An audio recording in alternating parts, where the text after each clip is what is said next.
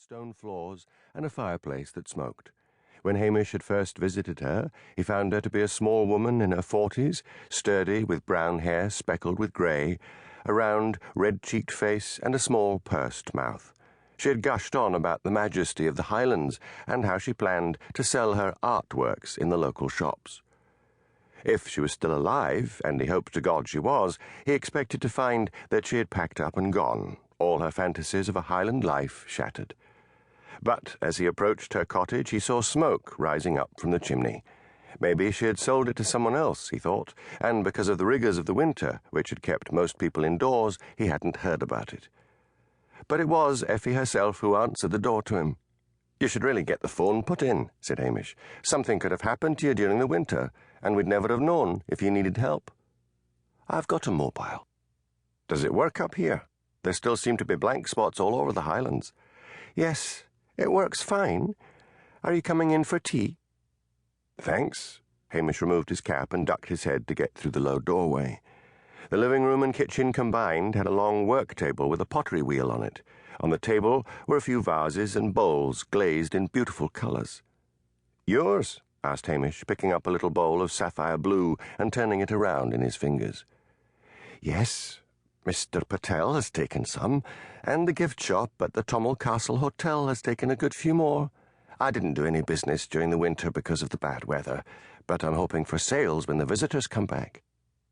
There were paintings of birds and flowers hanging on the walls, each one an exquisite little gem. Hamish was beginning to revise his opinion of Effie. She was a talented artist. "I'm surprised you survived the winter up here," he said. "I didn't need to. Coffee or tea?" "Coffee would be grand, just black." "What do you mean? You didn't have to." "I went to stay with my sister in Brighton, and so I escaped the worst of it. Do sit down and don't loom over me." Hamish sat down on a hard chair at a corner of the work table while she prepared coffee. "Odd," he said. "I thought the Highlands would have driven you out by now." "Why? This is the most beautiful place in the world." "Yes," thought Hamish cynically, "if you can afford to get out of the place for the winter." Aloud he said, "Oh, I put you down as one of those romantics." "There is nothing up with being romantic. Everyone needs dreams. Here's your coffee." Hamish looked at the little blue bowl. "That bowl? Is it for sale?" "Of course." "How much?" £50. £50? Hamish stared at her. "It's a work of art," she said calmly. £50 is cheap at the price." A hard businesswoman as well, thought Hamish. Still, it meant he had been wrong about her. Romantically minded newcomers had caused trouble in the past.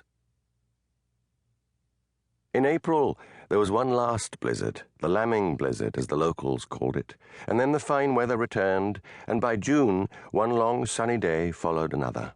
Memories of the black winter receded. It stayed light even in the middle of the night.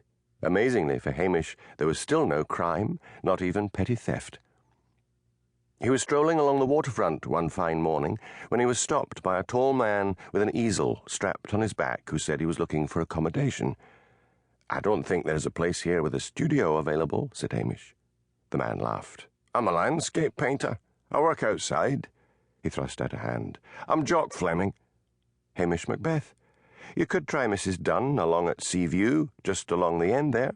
You can't miss it." Jock looked down at the dog and the cat, waiting patiently at Hamish's heels. "That's an odd pair of animals you've got there," he said. "They're company," said Hamish dismissively. "Really? It's a good thing I'm not superstitious, or I'd be crossing myself," said Jock with an easy laugh. "A wild cat, and a dog with blue eyes?" Hamish grinned. He took an instant liking to the artist. He was a powerful man in, Hamish judged, his early 40s, with shaggy black hair streaked with grey. He had a comical, battered-looking face and seemed to find himself a bit of a joke.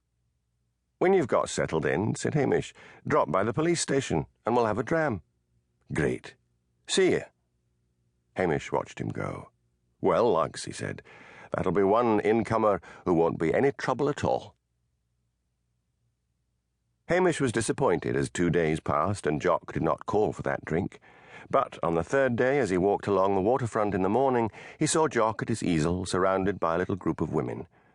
Walking up to the group, Hamish said, "Move along, ladies. The man can't do any work with you bothering him." "I don't mind."